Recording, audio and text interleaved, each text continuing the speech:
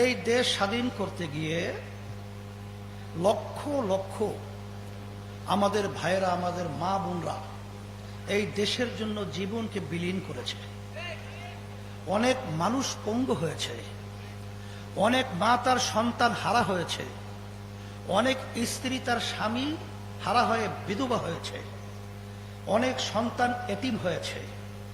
এই যে এত ত্যাগ, এত কোরবানির পরেও আমাদের দেশ স্বাধীনতার যে সুফল এবং যে উদ্দেশ্য, এটা মূলত আমরা বাংলাদেশের মানুষ আমরা ভোগ করতে পেরেছি না। পারার কারণ কি?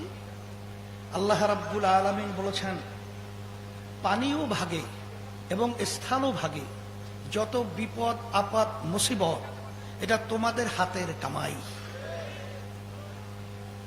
এই 52 বছর স্বাধীনতার পর যারা এই দেশ পরিচালনা করেছিল, বর্তমানে করছে, এদের পরিচালনায় আমরা বাংলাদেশের মানুষ কি পেলাম? বাংলাদেশের মানুষ পেলাম তামাম দুনিয়ার মধ্যে এদের পরিচালনায় এই দেশটা একবার নয়, দুইবার নয়, 5 বার দুর্নীতির দিক থেকে, চোরের দিক থেকে ফার্স্ট হয়েছে।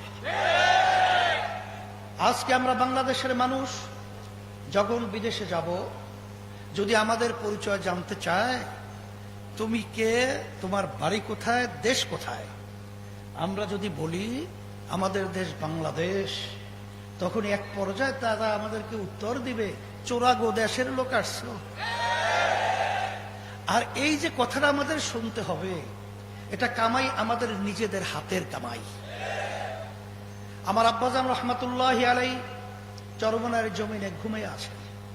আল্লাহ রাব্বুল আলামিন তার দরজা বেহেশতের ভিতরে বলন্দ করে দেয়, আল্লাহুম্মা আমিন। তিনি বলেছিলেন, ইঞ্জিনিয়ার যেই ইঞ্জিন তৈরি করে, ওই ইঞ্জিন সম্পর্কে ওই ইঞ্জিনিয়ার ভালো জানে। ইঞ্জিনের কোন পাইপে মোবিল ঢুকাতে হবে, কোন পাইপের ভিতরে তৈল ঢুকাতে হবে।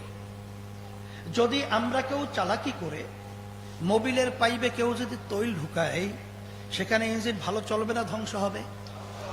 আমি আমার ভাইদেরকে জানতে চাব, প্রশ্নের মাধ্যমে, মানুষ, দুনিয়া, মাখলুকাত কে সৃষ্টি করেছেন? আল্লাহ আমাদেরকে সৃষ্টি করেছেন। কোন নীতি আদর্শ অনুযায়ী আমরা যদি দুনিয়াতে চলতে পারি, যেই নীতি আদর্শের মাধ্যমে সে শান্তি পাবো, এটা কি আল্লাহ ভালো জানেন? আপনি আর আমি ভালো জানি? বলেন বলেন। তা আল্লাহ যদি ভালো জানিয়ে থাকে, তাহলে আজকে আমরা বিভিন্ন মানব রচিত তন্ত্র মন্ত্রের মাধ্যমে আজকে আমরা দেশে শান্তির আশা করছি। 52 বছরে পাই নাই, আরো 53 বছর, 100 বছর চলে যাবে, কোনো দিন শান্তির আশাও করা যাবে না।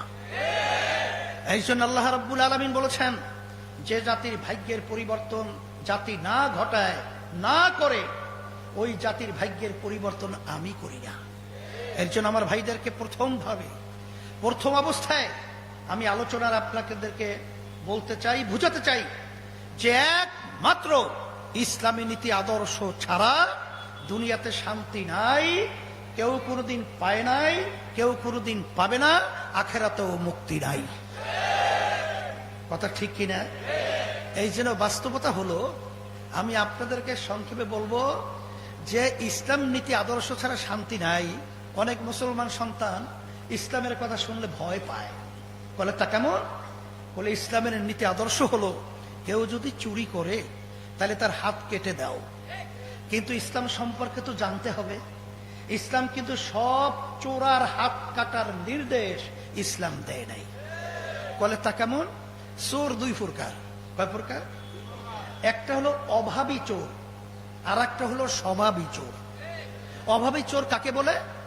খেতে পারে নাই পেটের ক্ষুধায়, বাচ্চারা খেতে পারে নাই পেটের ক্ষুধায়, চিল্লাচ্ছে, অস্থির হয়ে গেছে, মরণাপন্ন হয়ে গেছে, নিরুপায় হয়ে তখন চুরি করছে নিজের জীবনকে বাঁচাবার জন্য। এইটাকে বলা হয় অভাবী চোর। ইসলাম বলতেছে এই ধরনের চোরদের হাত কাটার নির্দেশ ইসলামে নাই, ইসলামে নাই।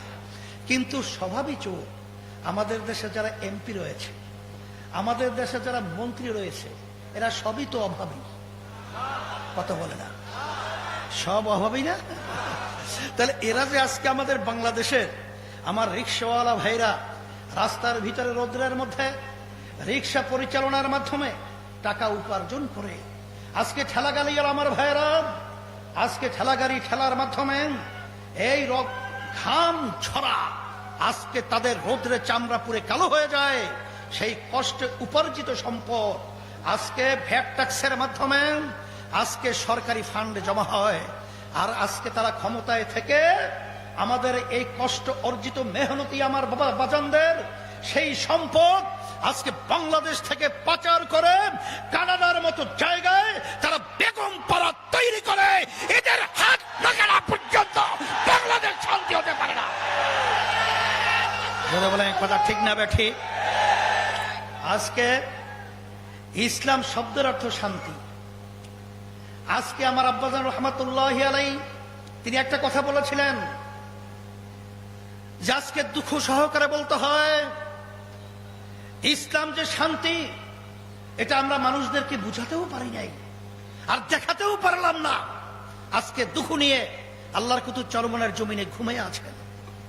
ইসলাম যে শান্তি তার বাস্তবতা হলো এই, আজকে আমেরিকার প্রধান বিচারালয়ের সামনে মূল ফটকের মধ্যে এখনো পরিষ্কার ভাবে লেখা রয়েছে সর্বযুগের সর্বশ্রেষ্ঠ আইন প্রণেতা, তার নাম হলো মুহাম্মাদুর রাসূলুল্লাহ সাল্লাল্লাহু আলাইহি ওয়াসাল্লাম।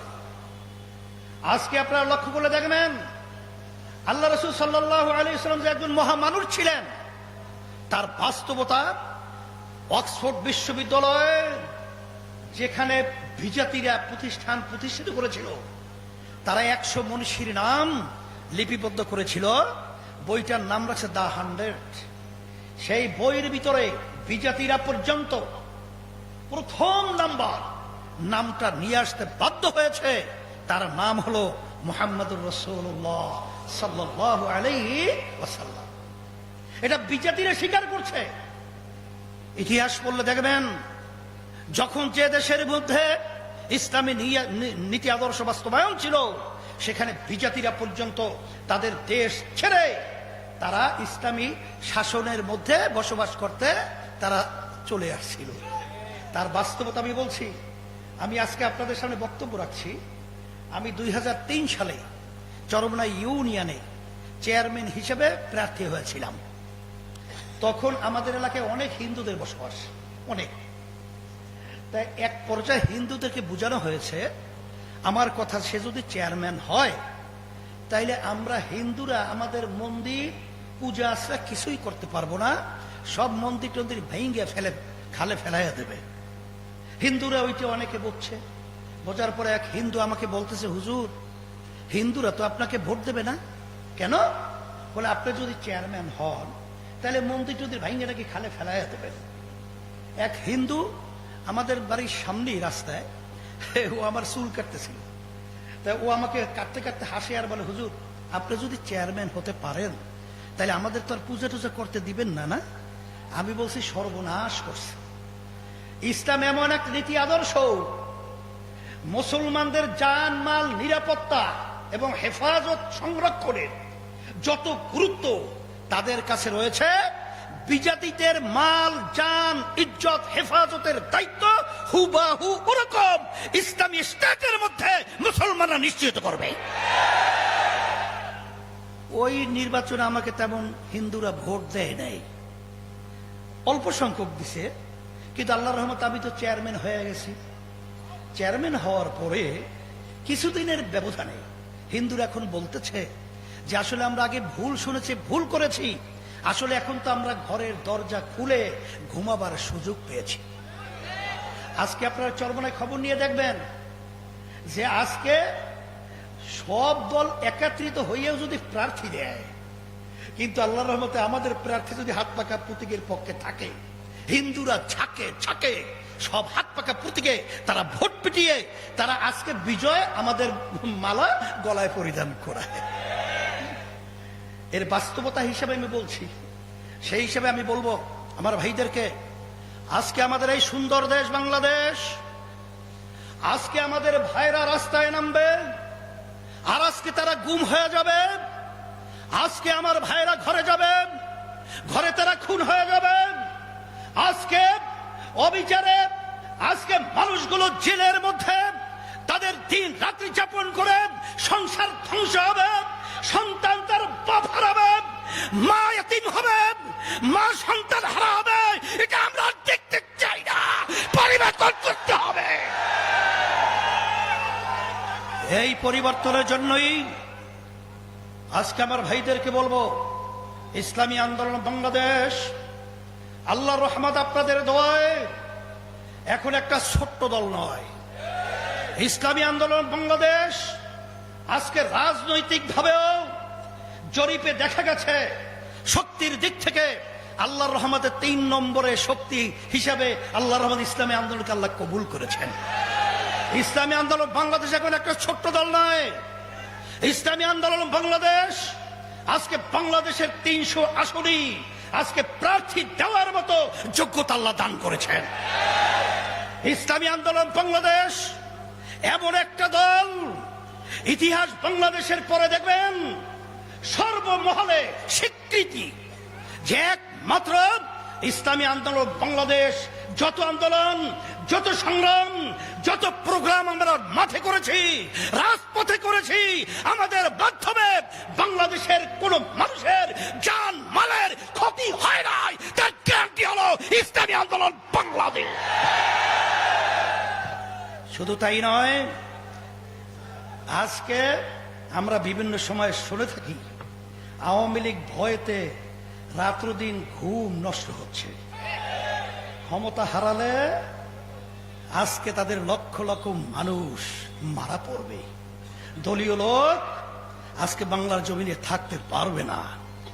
এই আমি পরিষ্কার ভাবে বলছি, ইসলামী আন্দোলন বাংলাদেশ যদি আল্লাহ কবুল করেন আর ক্ষমতায় আসে, তাহলে আওয়ামী লীগ বিএনপি অন্য কারো পালানের কোনো প্রয়োজন নাই। কারণ ইসলামী আন্দোলন বাংলাদেশে রাজনীতি করে থাকে, সেই রাজনীতি হলো কল্যাণের রাজনীতি, সে রাজনীতি হলো দেশপ্রেমিক রাজনীতি। এই জন্য আমি ঢাকায় বলেছি, আজকে বর্তমান সরকার, আজকে তারা যখন বিরোধী দলে ছিল তখন তারা বলেছিল যে তত্ত্বাবধায়ক সরকার ছাড়া জাতীয় নির্বাচনে যাবে না।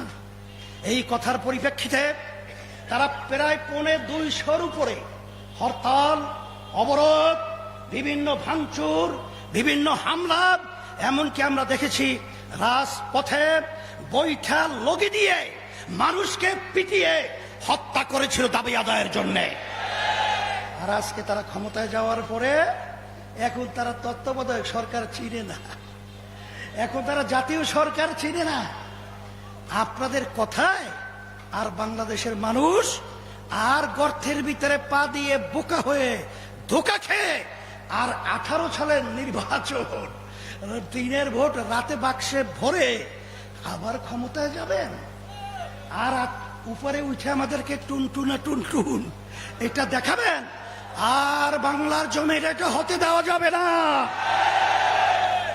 এর পরিবর্তনের জন্যই ইসলামী আন্দোলন বাংলাদেশ এবং বিএনপি সহ সমস্ত যারা নাকি নিবন্ধিত দল রয়েছে সবাই আজকে সচেতন নাগরিক, আমরা সবাই একত্রিত হয়েছি যে আগামী 23-24 জাতীয় নির্বাচন হতে হবে জাতীয় সরকারের অধীনে। এর বাহিরে আর কোনো বক্তব্য আর কোনো আলোচনা বাংলাদেশের জনগণ শুনতে চায় না। সেই হিসাবে আমাদের প্রেসিডিয়াম সদস্য তিনি বলে গেছেন যে আওয়ামী লীগ সরকার আপনি এত উন্নয়ন করেছেন, ঠিক আছে, আপনি নিরপেক্ষ একটা সুন্দর স্বচ্ছ ভোট দেন, যদি আপনারা আজকে উন্নয়ন করেই থাকেন, আজকে বাংলাদেশের জনগণ আপনাদেরকে ভোটের